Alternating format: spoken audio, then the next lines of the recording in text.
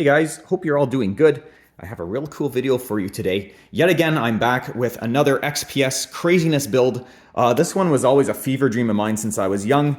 When my entry into the performance level high-end computing, I had a Dell Precision XPS T75, nice, Dell Precision T7500, not the XPS, not this model. I had that for a while. I had it probably since about 2016, 2017 or so.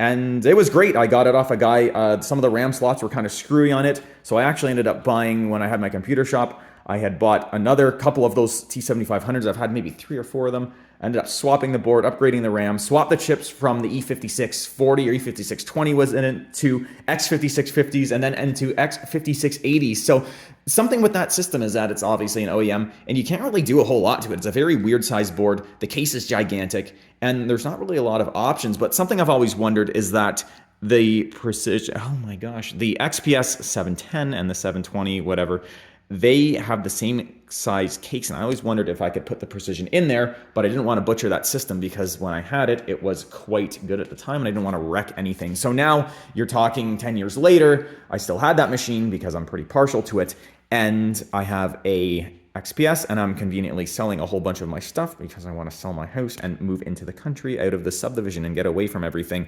So long story short, I'm like, you know what? I got an XPS 710 or 720, whatever this is, with a BTX board and a Xeon in it that I never use, and I have a Precision that I want to keep. So let's do it.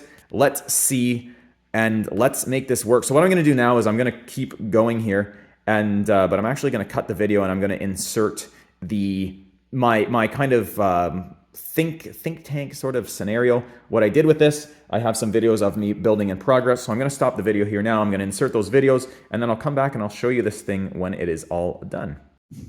All right, so before we attempt this, here is the XPS 720, completely gutted with the board over there. And here's the Precision, also gutted with the board here, so we can see that the spacing here is like this, and the spacing here is non-existent because we have this thing in the way, so I'm going to cut all of this, or most of this, out. Basically, we have to duplicate what this looks like to an extent. We don't need this here, even though I'm going to remove this probably, oh yeah, because that's where our I/O is. So we have to remove our I/O area here. So we gotta cut all this out. We're gonna chop like this stuff out here, and we're gonna chop this out here to make it open. And then this is the PCI thingy, which just goes in with some screws into the back here like that. So all we need to do is remove this and cut this to accommodate fitting for this guy, which is going to go right in the back here. And then our I/O piece there, we just need to cut out that so it fits. And I might even be able, I was going to say I might be able to use the back I/O, not I/O shield, I guess it's I/O shield for this, but it's built into the case, so I'm not going to bother with that. There's no easy way to remove that. It is built in, so that's going to go and not be a thing. This is just a giant fan that mounts here, which isn't the end of the world. I can relocate that. It is exhaust, so I would like to incorporate it somehow into this. I think if I cut this out to here, kind of cut out this whole I/O piece here, leave this bit of mesh, and then if I chop out all of this mesh here to put that in, I think I can get this to fit. The board does go in, and the panels are actually compatible. The XPS panel doesn't quite fit on here because it overhangs, but the Precision panel will fit on the XPS, which I find pretty funny. These are basically the same case. The motherboard tray slides right in too. And the riser, which is very important for this because I want to use my second CPU riser, slides right in. This is actually attached to the board, despite me removing one of the screws. This is part of the board itself and the tray. So that should go in there and it should clear as well. It's going to be close. It should line up. It's pretty crazy, but I think we're going to be able to do it. The two fans should fit. Oh, we might have a little bit of clearance issues with the two fans because I want to use the two. I'm going to put a zip disk and a floppy in this too, so I might get a little bit of clearance issues there, but I can relocate those fans. It's not the end of the world. That one's just to cool the video card, which doesn't really do much. I'll probably put it onto the back, and it'll give it better cooling anyway. So the top should be okay. The big 1100 watt should plop right in there. It's the exact same up top with the 4 drives. And the 4 drive, a little bit different actually. You know, I just realized is that I removed one of my cages on this XPS, but I believe they are, judging by looking at it here, those are the same cages, so those should just slide right in. I can have my full 4 drives in that, and of course around the back it's that Dell weird size and they should line up, should being the keyword there. But yeah, no, a little bit of cutting with the angle grinder and a couple tapped 632 holes, and I think this is gonna be doable. I think we're gonna be able to do this. Let's I'll be back with the results. We've gone too far to come back now. All right, so here's our current progress on this guy. That's the XPS's cable. I've managed to put the board into this, and you can see what a total disaster my workshop is right now, because I'm literally going through all of my stuff, getting rid of a bunch of stuff here. But anyway, this has gone in pretty straightforward. I took the riser out, one CPU, I kept the original stack of RAM. Fans are plugged in. I got the 8-pin for the CPU there. I got the 24-pin for the motherboard power. I have the Precision's panel just for now to see how well this is going to work, if at all. All my fans should be clear. Went together pretty well, I have to say. It looks pretty good out back. I had to take out those cages for the drives and put this in here. I got the whatever plugged in, the video and the power. I just need to switch on my breaker. I don't know what this is. Oh, that's the audio that can hang out there. And I've got this, I use the Precision's fan baffle. I just cut the top. This other fan would go up here, but you can see obviously with those two smaller drives, I don't have room for that, so it's just gonna sit on here. Hopefully it doesn't go flying. Maybe I should wedge it in there, whatever. So yeah, let's see if this is gonna do something. I'm gonna switch on the breaker here, and let's see. 3, 2, this is the first time I've done this, so I'm a little bit nervous. All right, 3, 2, 1, power is on. Oh God, it's going. My finger is on the trigger. I can see the Precision's panel is, oh, I have something, my screen is on. I'm just standing here with my finger on the button in case I see something smoking. Let's go over here and see. Let's see, looks like my lights, I think 1 and 2 mean memory. Oh, no, there we go. It's going through the thing. Oh, there it is. There it is. We have a go. We have a go. It is booting. We did it. And you know what? It's actually running fairly nice. The only thing I'm not seeing is that these lights here, I wonder if that needs power or something, because those, the XPS's lights aren't on. But I think that might have something to do with this front panel providing a power to it. I'm not too sure. Oh, there we go. Okay, so let's see. So we have invalid. Oh, I'm guessing my a couple errors: memory failure, time of day not set, invalid configuration, keyboard not found, thermal failure, voltage failure, and battery voltage is low. That's probably just because the system battery has died on this and it's reset all the settings. But you know what? It's looking pretty good. It's here we are. We are running with this. It's quiet as a mouse, and yeah, so far, so I think I hear a squeak.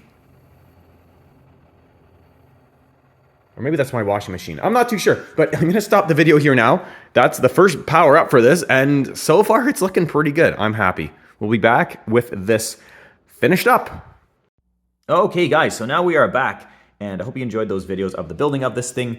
Definitely was a labor of love, but yeah, we ended up getting it all finished. So again, I'll show you the grand finale here now. So again, around the back, we'll start at the bottom on this. We have the fan just hooked in there with, again, I put a little bit of super glue on it to hold it.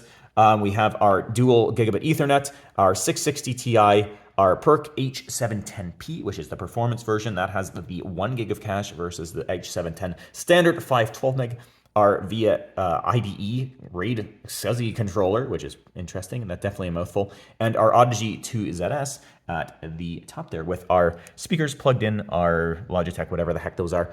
Nothing really too special. So yeah, that's around the back. It looks pretty OEM. Like I say, the panel was able to come off, and the fitment on this was really good, actually. I have to say it's definitely a 9. I would give it a 9 out of 10 for the fitment. The lines, I think it's pretty much how it should be. Nothing really sticks out or looks stupid. Even this, like I say, I had to swap all that piece over. You'll see I drill and tap those holes there for this. Had to cut that out a little bit there, but it all fit over really good. Definitely the metal snips were the savior for this build. They worked very, very, very well. to cut everything. I was cutting metal with them, steel, aluminum, plastic, you name it. Definitely not as intended, but they worked, and I stole them from my old job, which can go burn in hell. So definitely worth it. So we can see here, we've got the whole front panel, everything installed, snapped over very, very nicely. Let me rotate this actually here. Fun fact for you, when I actually uprated this system, when I was done building it, I actually thought I had glued it to the table because it weighs so much. But we have 4 bays on this, really, really cool. If I can actually open it here while doing this, thank you. Our first bay contains a LG Blu-ray drive, really cool. Our second bay contains a LTO Ultrium tape drive, missing the door because I went to shave the handle on the door and it snapped off and I didn't feel like taking it all apart to repair it, so it can stay in there. It also didn't shut with the door on it too. Third panel, we have our IDE Slimline CD-ROM, DVD-ROM, and it's a floppy disk in there too. Not that you can see it because it's all black, but there is a floppy disk in there. It's actually 2 different controllers, so it's a USB floppy and a slimline CD DVD burner combined into one, and it fits in one 5 1/4, which is really cool. I've had that for a long time. And the fourth bay, we have our Audigy 2ZS panel hooked up with non-original cable. You can just use an IDE cable for this, and it plugs in, which is what I've done. One of the main reasons I always wanted the XPS cases, because in addition to this, the Precision doesn't have this, but this guy we can open, and bada bing, we've got 2 small drive bay ports, whatever you want to call them here. So I actually have a zip, I believe that's a zip 250. It shows up in Windows. Oh, it is a zip 250. Okay, I thought maybe it was a zip 100, but that's a zip 250 there, 250 meg. I can't verify that that actually works with a 250 meg discs because I only have 100s, but you'll see in the video later, it does work along with this guy, which is really cool. Just a card reader with an extra bonus USB 2, which is really handy on this because, like I say, it's kind of blocked around the I/O around the back there. So we do only have 2 USBs in the front, plus our bonus, plus our basic ass connectors for our headphone and microphone there, and a FireWire, which is disconnected because I've never actually used FireWire, so I don't really know. I cannot, that's all I have to say about that. For the stickers on the front, I went with the old school Xeon sticker, the Core 2 era one, which looks good. It fits kind of the theme of this case because this case is, I believe, 2006, so it is definitely a little bit older. And this badge here, you probably noticed, is N-Series. So N-Series was actually installed on Dell products. This is basically them saying kind of screw Microsoft, and this was never installed with an operating system. So my T7500 I have, I've actually never seen another one. It's very hard to come by. It was a Precision T7500 N-Series, which actually had this exact sticker on it. So that sticker's off my Precision, and I put it on this. Just kind of a little ode to that Dell and its to that old Precision, and to reuse that sticker. Because it's cool. I've never seen another N-Series Dell, so that's something I wanted to put on there. I wanted to come back here to show that fan, how much of the I/O panel it covers, because the Precision's panel goes down here, and that fan I've kind of bolted on over top. So all we have back here to really use is our poor headphone and microphone port, a single gigabit Ethernet, and 2 USBs, which one is used up by the USB floppy, and the other one is plugged into our LED controller, which this, something else I'll mention before I open up the XPS here, is that it's really, really cool. It has a really awesome lighting effect. It has 4 LEDs, 2 sets of 4 LEDs, which is either controlled by the XPS's original motherboard, which will die upon startup, or from a software, sorry, you can use a BIOS software, or you can use a software for the operating system, which both really sucked from what I read. I've never actually had it working in the OS. I did have a working one of these boards once, and yeah, you can do it from the BIOS, which you can imagine how awful that was. So let's open this up here now. I'm going to show you the inside of it, because you're probably wondering at this point and saying, oh, this guy's full of shit, and this isn't actually a thing, but I was actually able to put this all on here, and it came together quite well. And this thing is so big, I can't even do in the video and show you. I gotta reverse this here to show you the actual opening of this thing, because it's just so freaking massive that I can't even fit it into the frame of my video. So here, I'm gonna stand here now. I'm gonna walk over. So how we open this, the Dells basically have a flat panel here on the side, and all we have to do, we have a handler on the back, which is hit or miss if it works, but we're just gonna basically pull this, and we have to be very careful because this has the second CPU riser in it from the Precision. So I kind of gotta wiggle this. This case was always not fun to open. You can see here I'm definitely struggling and doing a really crappy job of opening it. I'm trying to just wiggle it back and forth.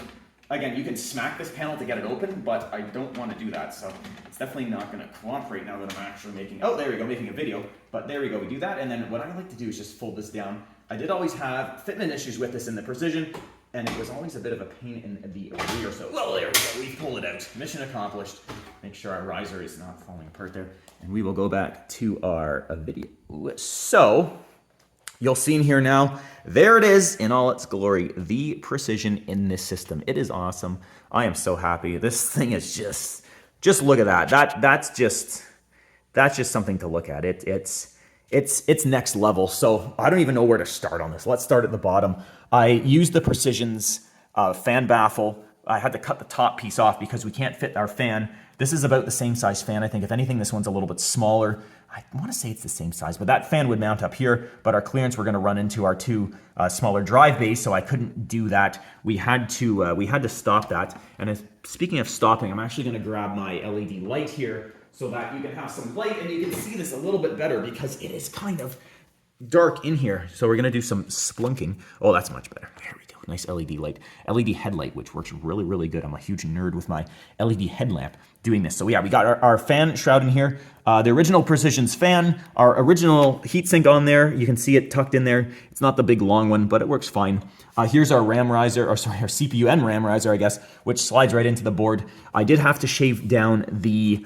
actually, I didn't even have to, but I did anyway. I thought I was going to have clearance issues, which I actually didn't. But I did that anyway because you'll see this thing here, our plastic piece, which I should have cut this down to, but I don't want to take everything off to do that, and it does shut okay, and it works fine. So that I didn't have to do, but I did shave it, like I say. So our riser will slide right in there with the handle. It connects to the board with that lug up there, if you can see that above those copper pipes, and it just slides right in, and it rests on this black piece, so that was no issue at all. It did that fine. You'll see some cut marks there where I chopped that out. The Dell's fan there, the rear fan, I just plugged that in. I put a little drop of super glue down here just to hold it in place, make sure that wasn't loose because that was a little loose. There was one screw holding that in at the back, but it works good. Here's our controller for our, I did wire the front panel LEDs to a USB powered RGB controller, which I have the remote over there, and it works really, really good right beside Randall over there.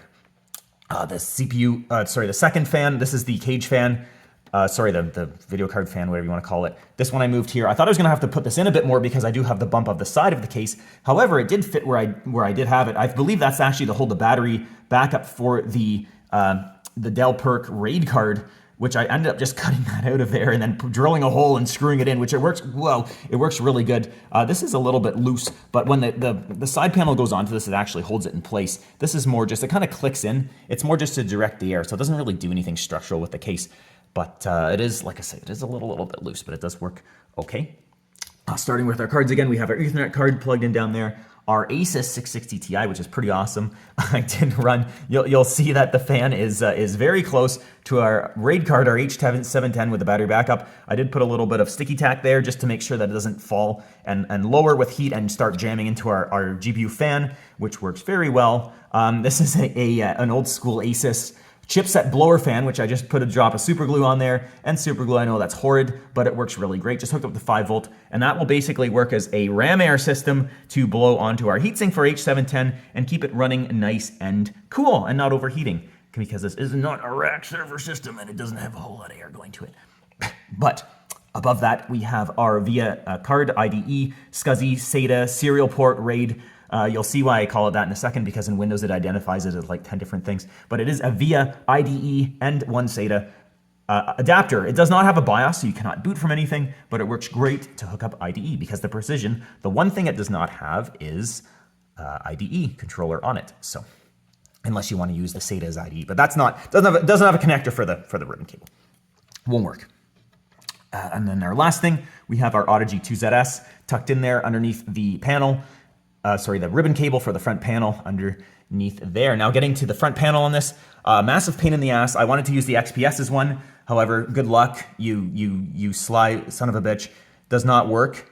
So I had to use the Precision's front panel on this. It actually does fit in the XPS's metal baffle thing. So I took this all out. That's the Precision's panel in there. The XPS thing, the XPS's metal piece, it's able to plug right into. Nothing worked. So what I did is I actually found the pinout online for this. It's pin, I believe, 17 and 21. I just cut the wire out of that there. I can try to attach a picture of this if I could be bothered, but I don't know if you you can see it. If you see that blue and white wire up there, that's the power button's wire. So on this, you can't just cut and splice that. If you cut those wires and hook it up to a power button, it will detect that there's no front panel and the machine will freak out, and it also doesn't work. So what we have to do is they actually just you cut those wires, splice in a wire, and then you can splice in a power switch and it works. You will still have the front panel's power switch, but with this case, that power button for the Precision will be right underneath here, and you're not able to use it unless you wanted to drill a hole, which I was going to do and make a button, but what I ended up doing, because I wanted to use the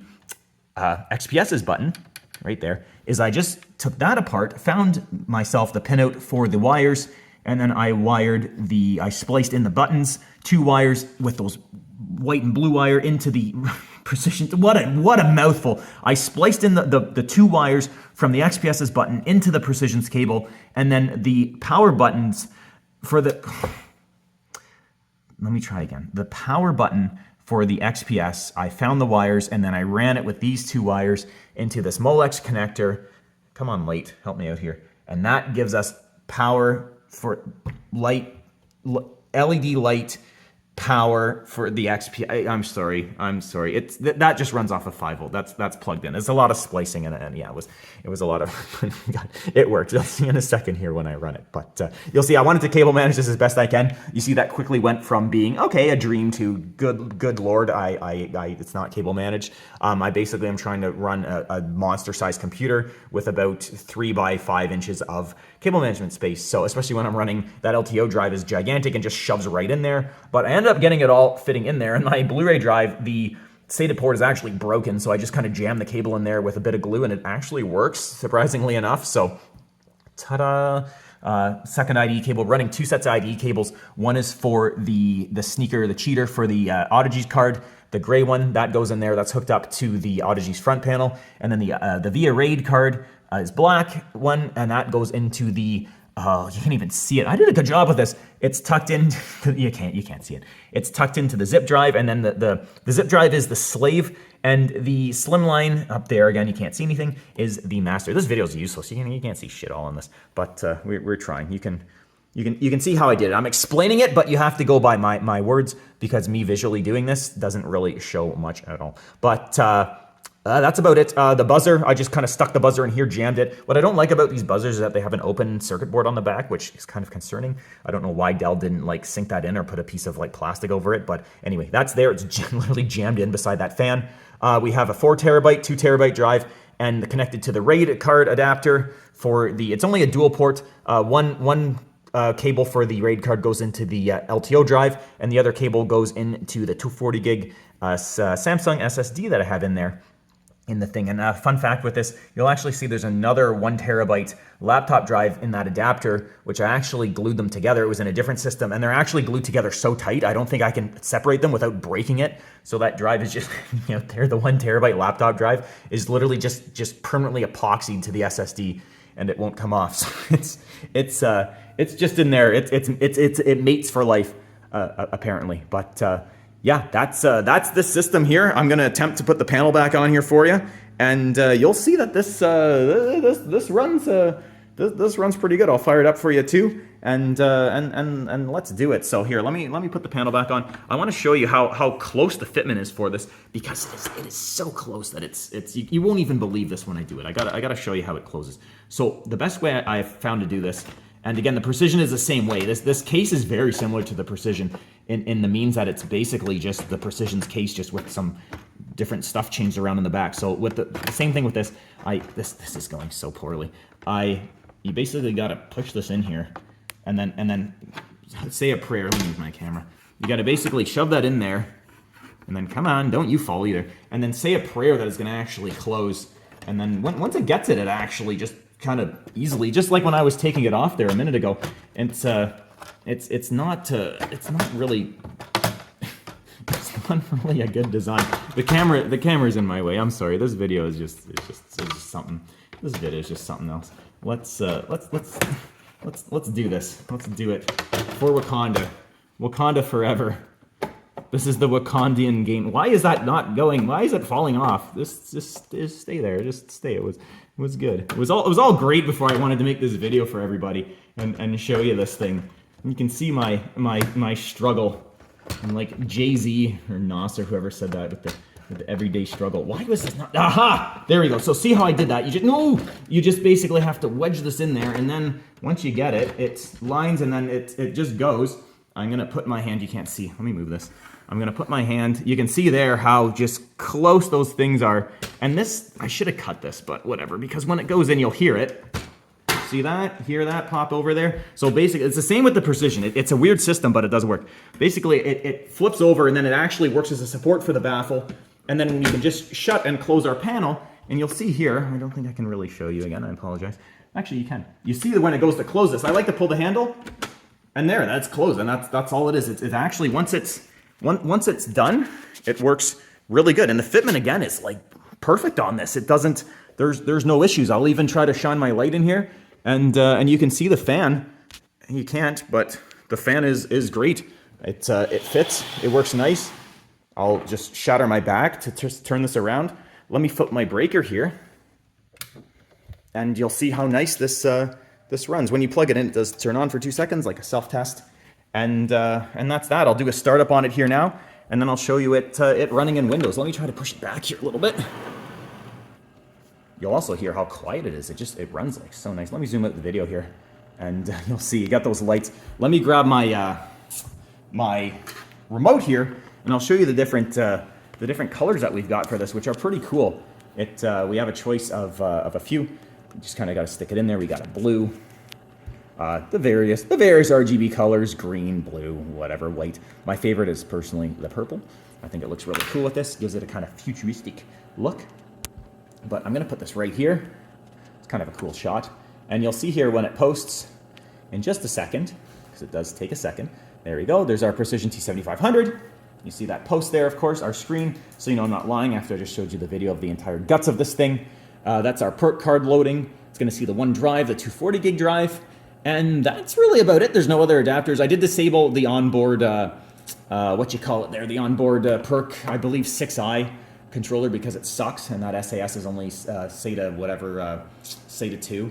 So, there's no the keyboard air. Please connect. Do I really need to plug? Okay, here we go. I was gonna say, do I really need to plug in a keyboard for this thing for it to boot? But there we go. You can actually disable it in the BIOS, but I did not. Something interesting I just noticed with this is that the I believe I just noticed this is that actually the hard drive LED is a little different for the XPS. Apparently, the hard drive activity LED is actually hooked up to the network section on the panel, which is pretty funny. But there it is, running Windows 11. So I'm going to stop the video here now. I'm going to zoom in. I'll show you the device manager and some stuff on this. We're going to play some Minecraft, and that's going to be that. That's the system. There it is. It's running. It works totally awesome. Let me see if I can. It's already zoomed out. Got a nice wide angle lens there. It runs pretty good. It's pretty sweet. I really like it. So anyway, I'm going to stop the video here now, and we're going to go into Windows, and I'm going to show you this guy rocking and rolling. All right, guys, so now we're on the desktop. Here's the Windows 11, and I'm going to show you some of the operation of this machine. So it is pretty cool. First of all, let's go into the device manager, like I like to do with all my videos, and we'll take a look at what's actually running in here. So if we take a look, obviously the first thing we want to check out is our audio inputs, and you'll see that I have the Sound Blaster Audio 2 ZS working with that special driver that is the Daniel K driver, which works really good. It's here, it's plugged in, you can hear it. Just had to think about it for a second, but that's just connected to my Logitech speakers on the side. That is connected to the audio output of the Audigy card. So that is working, which is really awesome. You'll see our drives in here. There it is on the H710P, which is the 1 gig cache version, the upgraded version of the H710 controller, which is really cool. Here is our all our drives, all our removable discs. There's our zip 250, which apparently this is a 250 meg zip disk. I'm not 100% sure because all I have is 100 meg disc to actually try this, but if so, that's pretty cool. I know for a fact it's not SCSI because it is plugged in with the IDE. However, it is hooked up to that via RAID controller, which I'll show you in a second, and that apparently is a SCSI controller in Windows 11, even though it's a IDE card, but sure, it works. Anyway, here's our 2 gig drive, the Seagate. And there is our 4 gig drive, 4 terabyte drive and 2 terabyte Seagate hard drives. For our display adapter, we have our 660 Ti 2 gig. For our CD drives, we have our Blu-ray drive, and then the slim type, apparently again SCSI because it's IDE connected to that VIA controller, which sees it as a SCSI, but this is an IDE CD-ROM drive. Here's our floppy. That's the teak. That is the USB floppy with the card reader built into it. Let's see what else we got here to show you. Oh, this is something else we should see. We have our Broadcom Net Extreme there, and then we also have our Gigabit ET phone home dual port server adapter, dual gigabit. So there's actually 3 gigabit Ethernet ports on this, which is pretty cool. I mean, why not when you have 600 different PCI slots? Let's plug stuff into it. So here's our Xeon X5680, which I swapped into this years and years ago, 3.3. I think the turbo on this goes a little higher. Could be wrong, but they're fast chips. They go good, especially with that hyper-thread. Back in the day, this thing was an absolute rocket, and like I say, it still holds up now. It does all right. So here's our rest of our Sound Blaster things. This shows up in here, and then it also shows up under the those ones I showed you earlier there under the audio input. What's cool with this driver is that the guy who did it is really, really good, and he actually made a null driver so that you don't have that stupid game port right here, which if you have ever played with these cards or other creative cards, you know that the driver has a lot of issues installing the game port driver. Just doesn't exist for anything newer than I think XP, so you'll always have a exclamation mark in your device manager, which if you're like me and really picky, it's annoying. So that eliminates that, which is really, really nice. And the last thing on here is, I'll show you the USBs too, but our storage controllers, this is kind of a null driver again that Microsoft installs for your controller, whatever, but here's our Dell, and then here is our VIA controller, the VIA VT626421 RAID controller, which is dual port IDE, and then it also has a floppy connector on it, I think, as well. But anyway, that works. This is really important because the Precision doesn't actually have IDE built into it. So when I used to use this back in the day, I had a IDE to SATA card that wasn't plugged into that CD-ROM drive, which I wouldn't use, but those are like notoriously really shitty. So this is a lot better option. It just plugged and play. It doesn't have a BIOS, so you can't boot from the disks, but in Windows it works great. This was a plug and play in Windows 11. It just saw it, and I automatically had the zip disk installed, which was really cool, and the CD drive.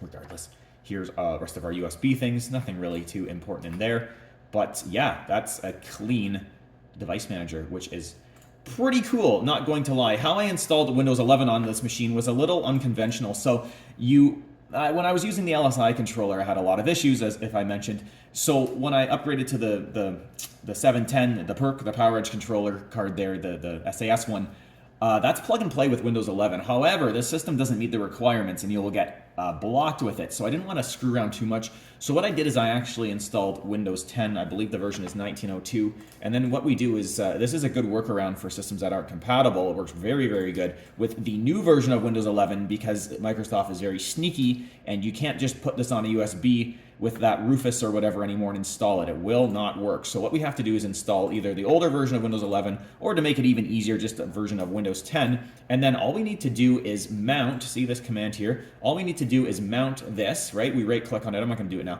We right click and do mount. And then when that's in our drive, all we need to do is go to command prompt. You can see it's on my desktop here, because when I did this, you run this as admin. All you do is navigate to your drive. So usually, it would be a D drive, but on this, because I have 1600 drives installed, it was like G or something stupid. So all we're going to do is, let's say that mount, once we mount this Windows 11 file here, the ISO, let's say it's in D drive, so all we do is navigate to drive D, and then we type in setup/product server, and that will actually run the Windows 11 install under a Windows Server install. It will bypass all of the system requirements, and then, as you see here, we have the brand new, at the time of writing this, of course, Windows 11 install into this. You'll see here the build, whatever that build is there. This is the newest one. I believe it's the 24H2. I don't know exactly how to see the build on this, but it is the new boiled. It is the newest one. Build-A-Bear. I hate this Windows search. Has got to be the biggest piece of shit. I don't even know how to see this. Did I not just click this? It doesn't even tell me what the build is, unless I'm totally missing it and looking like an idiot. But I don't know. There's the version there. Build 26100. This is the 24H2 from my understanding. At the time of writing, this was the newest one. This I got. Oh yeah, here it is right here. What an idiot. 24H2 English X64. That was right off the Microsoft website. That was done. I installed this on here 2 days ago, I think. So just like, ooh, we're almost ready to play some Minecraft. But before we do that, let's take a look at this PC here. So you'll see our floppy disk drive is obviously there as the A drive, classic. There is our C drive, our operating system drive, the 240 gig Kingston drive in there, hooked up to the RAID controller. GH, that's a very good naming scheme. However, that's our 2 terabyte drive. And then our 4 terabyte drive here, our Xeon 4 terabyte that is installed. Here is our apparently SCSI IDE DVD rewritable drive, the Slimline, and then here is our Blu-ray drive. So something really interesting is that we don't get to see all of those removable discs, but for instance, what I'm going to do is I'm going to take this zip disk here. Let's move the camera so you can see this in action, and we're going to, just so you can see it actually work, we're going to plug in our zip disk. Going to plug it in there.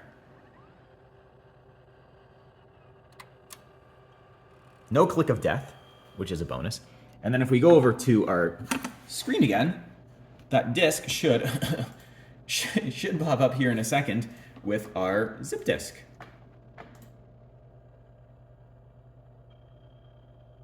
Aha! There it is.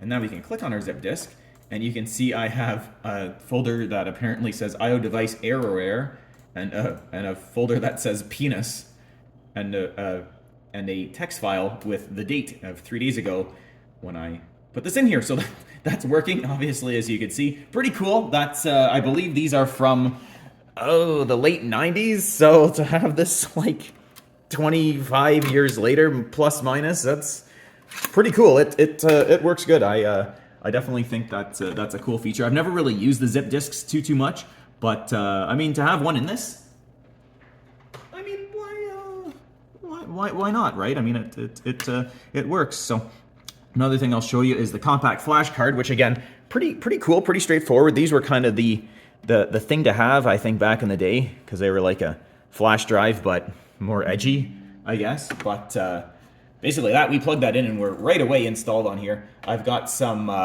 files on here from, I don't know, back in the day. Looks like quite a while ago. It looks like there's an old, apparently somebody's birth certificate on there, probably something that I found on someone's hard drive. I'm definitely not going to open that on my YouTube video. Looks like we got old school. This is going to be Windows 7 era, judging by the tweaks logon, the Microsoft Paint. You know what? Let's install this. We're going to install the Microsoft, whatever you call this, XP Pipes screensaver. Hell yeah, which I like to do on all of my Windows 11 machines because I was partial to that. I used to sit in school and just watch that on the computer. It's probably why I barely got through school, but I really like the Microsoft Pipes screensaver. Thank you very much. So a couple other files on here, cert updater. That is actually really handy. You've seen that in my other videos if you're new to the channel and don't know that, but this basically will update older Windows OS, the internet certificate, so you can actually go on the internet. Really cool, really useful. And this surprise Windows Defender didn't nuke that instantly. That's anti-WPA. That will remove WPA for Windows XP. Very good. And I'm going to unplug this right now before Windows actually grabs that and deletes it on me, because it does not like that file. That basically gives you Windows XP without activating it, which is pretty cool. And I think that's pretty hard to find, tell you the truth. You can't really find that too much anymore from my understanding. But next thing on our list, we're going to run, again, if you've new to the channel, awesome. If not, I like a lot of compact stuff. So we're going to, good luck doing this with one hand, but I am going to put this in here.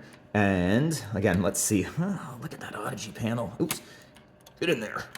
And it's in this one, there it is. So this guy, we just have to kind of pop that, bang, pops out there. We're gonna slide this in, and while I'm doing this, I'm actually gonna grab a floppy disk, which I'm trying to think where I have a floppy disk handy. I'm not really too sure because I've got that open already. Let's put the computer back over here, or the whatever you call it, the video over here really quick, and I'm gonna grab a floppy disk from, my God, what a disaster. Let me grab a floppy disk from down here and see if this is actually gonna work. Here's one. This apparently has a SIL RAID and it has no metal things, so I'm not really too sure if this is gonna work. But let's plug this in here. And then I have grabbed this, and I don't know how I'm going to plug this in. But we're gonna attempt to do this with one hand. Oh my gosh. This is impossible to do with one hand. I'm sorry for the weird video. This is impossible to do with one hand. Oh, there we go. It's popped up the CD-ROM if you heard that. And let's plug this in too, since we're in the neighborhood. What's cool with this drive is that it's actually two separate things in here. It doesn't have like one like I/O system. It's actually a USB floppy and an IDE slimline disk, like from a laptop crammed together, which is pretty cool. I've had that thing for a long time, and it does work good. So like you'll see here, obviously here's our smart start. It's going to seek that in a second, and hopefully it's going to open it up here. We'll see in a second if it's actually going to work. It sounds like the floppy's banging around in there too. Apparently the zip disk is still plugged in, even though I've unplugged it. Not really too sure. Oh, look at that! It's actually trying to run. There's a video for you. It's actually trying to run the compact smart start in Windows 11. That's funny. I actually just wanted to open this and see that there's the files, but that did it too. It's actually just gonna run the thing, which is pretty sweet. Here's our floppy disk. There's our drivers. If you've ever worked with these SIL RAID cards and pulled your hair out and wanted to jump off a building, you'll recognize these file names, SIL, with the text setup. This is going to be for Windows XP, and yeah, I'm going to eject this because that gives me a lot of memories of using those cards and really hating my life because they are not fun to use one bit. So I can't even see the eject button for this. Where is the... Oh, it's up top here. Nice video. No, can I have it? Thank you. I'm going to eject that, and then while I'm here, I'm going to press that. That's so cool. Goodbye. I really like that disk. That thing is really cool. Here's our LTO drive with the lid missing because I was trying to adjust it and I was going to cut a little piece off, but then when I did that, the spring flew out for the 100th time and I said goodbye. So we can actually use the XPS has built-in buttons here, so we can actually just press the button for this and have our Blu-ray drive. Ooh, that's not how you do that. We have our Blu-ray drive. I'm just going to stop the video.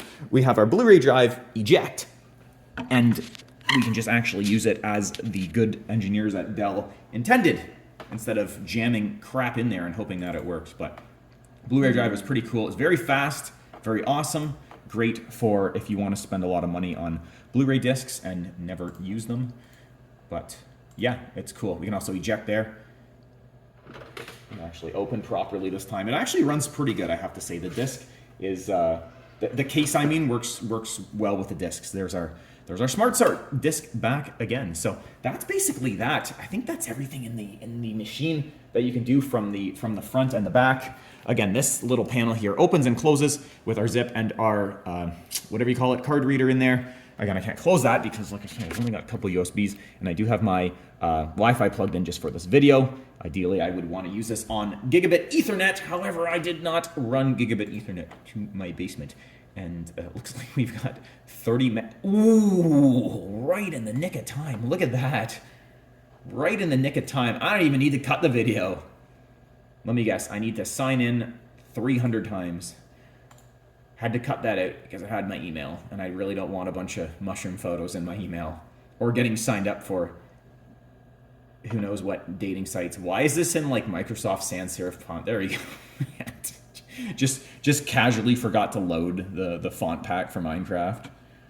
Sorry, we can only play Minecraft in Wingding. So I'm sorry, you just downloaded the entire game, but then now I need to download the game again because it didn't actually download. Here's something cool. This was actually the file that was on a zip disk, aptly named click here. I'm not really sure what this does, but I'm gonna click here and see what, okay, you can go away.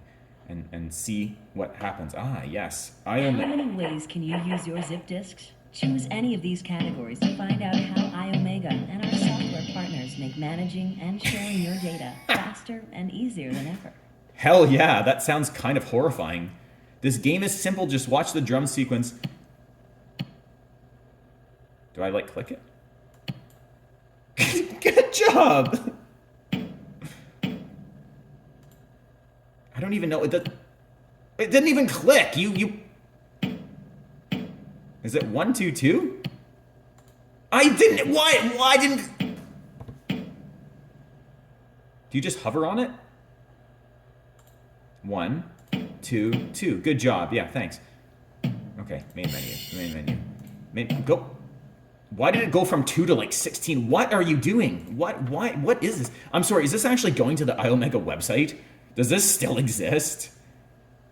Access to the website is blocked. Okay, well. Holy Jesus Christ. No! That's pretty cool that this still works. That's pretty awesome. You know what I want to try really quick while our Minecraft is going, although I'm probably gonna have to stop the video because I just thought, you know, I'd be able to download something on this.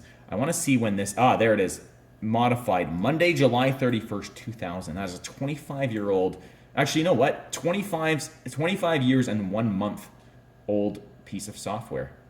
And it just runs on Windows 11, which is, yeah, that's pretty cool. I didn't actually expect that to work, but yeah, that's that. That's pretty cool. I think I'm going to stop the video now here because that Minecraft I thought would actually load, but it looks like we're only about maybe a third of the way done. So I'm going to pause the video here and I will come back when this is done, and we're going to do some benchmarks on this with the ye old Minecraft and see just how well this can actually run the Minecraft, which I think it should play pretty good. Like I say, 660 Ti is a decent card, and it is 2 gigs of video memory, and this thing has enough horsepower behind it, I think. So, well, yeah, I've just screwed up everything. So let's pause the video here, and I will be back, and we're going to play some Minecraft. All right, so we're in the Minecraft now, and we're going to connect to my own server, which I have loaded in here, and we're going to see how this does. So here we are. We're in it now.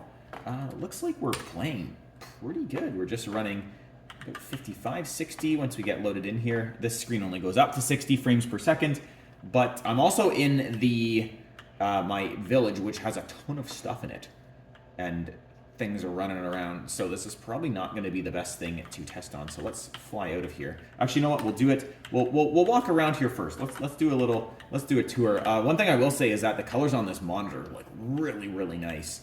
It looks very good and very vivid. And even walking around here, we're still getting pretty close, right around 60, I would say. Like I say, this is just loaded in. Nothing is loaded into the RAM or anything. But I have to say, it's looking pretty good. I haven't touched any of the settings. I haven't changed anything. Got Steve's lava chicken here now. But yeah, it's looking. It's running pretty good on this. I'm definitely not going to complain. Let me go in here and tweak the settings and actually see what we're at here, because this is going pretty good. Let's go into our video settings. This is what I usually play on. I don't know if I do it on 15. Let's do this. Do this on 9. Turn off VSync. We're going to put on. I want to turn off the clouds. I never play with clouds. Let's crank this up to full horse here. And I'll do it at 70 just to see. Clouds off, particles on. Turn off shadows because they're stupid. Done. And let's see what we get now. And, ooh. We definitely dropped down there a little bit. This might actually run better with VSync on, but I did also turn up the render all the way. You can see if I look this way, we can jump back up to 64. Let's take off out of my village here. Let's go somewhere where there's nothing built. Actually, we'll just do a fly because you can see yeah, when we load we'll do a flyover of my village here, because when we do that with my actual house, yeah, when we fly over the whole village, I mean, I've got a lot of stuff going on in here, all these things that I've built. But you can see we tank down on the FPS, but as soon as we're clear, this is running 70 FPS with the full settings. So I'll just land here, and there's a nice open spot, and we'll see how this actually rocks and rolls. Yeah, looking pretty good. Like I say, I set this to 70, and it's playing at 70. There's no issues with that. It looks pretty good. Definitely playable. And like I say, I put that on. That's on full settings. Fancy 9:9. Let's crank that up to 15 on full 32 render. And again, I turn off the clouds. I don't like the clouds in this. I think they look really stupid. And I think the entity shadows are really stupid because they're just an oval. But that's how I play. Personally, I don't think that really does too much of a hit on the FPS regardless. But this looks to be playing pretty good. If there's a little bit of lag, it's because I'm on that crappy Wi-Fi connecting to the server, which is upstairs. And I don't have much, as you can see here. It's barely loading the world, which I believe is due to the network. I don't think that's due to the system at all, but this is very playable. I have to say it's running quite nice. Let me open Task Manager here. Hopefully I don't eat shit, and we'll see. We'll see. We'll see our performance of our chip. Can I actually what is that? A sheep? We'll go back here. Can I maybe window it where it's not gigantic? There we go. We'll put this off to the side here, and we'll see just what this is using, along with our performance. So it looks like our CPU was running. I can't actually see it there. Oh no, that's not. I thought it was running at 100%. There's a utilization. So the CPU utilization for this is actually not a whole lot. It spikes up there. You can see it spike right at the top left of the Minecraft. What do you call it? Window. I can't even see what I'm selecting here. This is not exactly running the best. Where's my GPU? I have so many freaking disks. I can't even see my GPU. There it is down there. Okay, so I'll keep that, and we'll keep this open here as well. Definitely using the GPU. The CPU doesn't really... Definitely not a bottleneck with the CPU. I would have to say this is probably not really a bottleneck with anything. It actually is running very well, and actually kind of, to be honest, better than I expected. This game just cruising around here is locked at 70 frames. But I mean, this resolution is the what was it, 1600 by 900, I think, or no, is it 854? But you'll see when I do full screen here. 1600 by 900, which is still at HD res, but it plays very, very nice. And like I say, I'm only using maybe a third of the CPU power and maybe half of the GPU, so it's playing quite good. I'm definitely going to give this a pass on the old CPU and GPU test, because it's good. Even with the RAM being the DDR3, the slower 1333 DDR3 RAM, it runs good. I am not complaining one bit about that. You can see our usage chart there. Even our GPU, pretty good, and about a gig of RAM. I know it's not, like I say, it's not like it's Cyberpunk or anything super duper crazy, but it's pretty good. I'm not complaining. One thing you see there, I clicked the shutdown on this. What's really weird with this system, I don't know why. I know Windows 11 kind of likes to do a thing where it'll shut down the machine, but then it won't actually shut it down right away. Like it'll turn the screen off. This will do that. You'll see here in a second. But what's really strange with this is that, like there, I clicked the power button, and it doesn't shut off the machine until, there we go, which is really strange. I don't know if it's because of all the controllers I have in this, or the what was I gonna say? Not the VIA controller, but the RAID controller in this, is that it doesn't. Maybe it needs to like shut down the, what do you call it, like the services or something for it. I'm not 100% sure, but I can just randomly go really blurry. Move back to improve focus, or you could just not change my focus of my nothing screen. Wow, that's useless. What a great phone. But recording on Google Pixel. But you'll see there, like again, it's air quote shut down, but it hasn't actually shut off the system yet. That's a Windows 11 thing, because even my own system, it does that too. I think unless you're using like really brand new hardware, it will kind of do this. I don't know why. I notice it takes like an extended period of time with this machine, and there we go, with this machine as well. I'm not really too sure on that, why that is, but anyway, like I say, this runs really good. I'm really happy with this. This thing looks awesome. Like I say, this machine I've had forever, and I've always wanted to do this. And like I say, here it is, and that's going to be that. It runs really good, really quiet. You see there, it was playing the Minecraft perfectly. The Audigy card, everything installed, real nice. It's a cool system. This is definitely one of one of my favorite machines, and probably one of the coolest, if not the coolest thing that I've built. I have to say, this went really well, and it just looks awesome. And to actually use this thing, kind of like I built more of these where you cut them all apart and put a different board. Like this is kind of sticking to the Dell. There wasn't a whole lot I had to do to this to make it work. It was just kind of cut out and swap the back end a little bit. But this is almost like something Dell should have built, and not butcher these poor cases with the BTX board. That was garbage.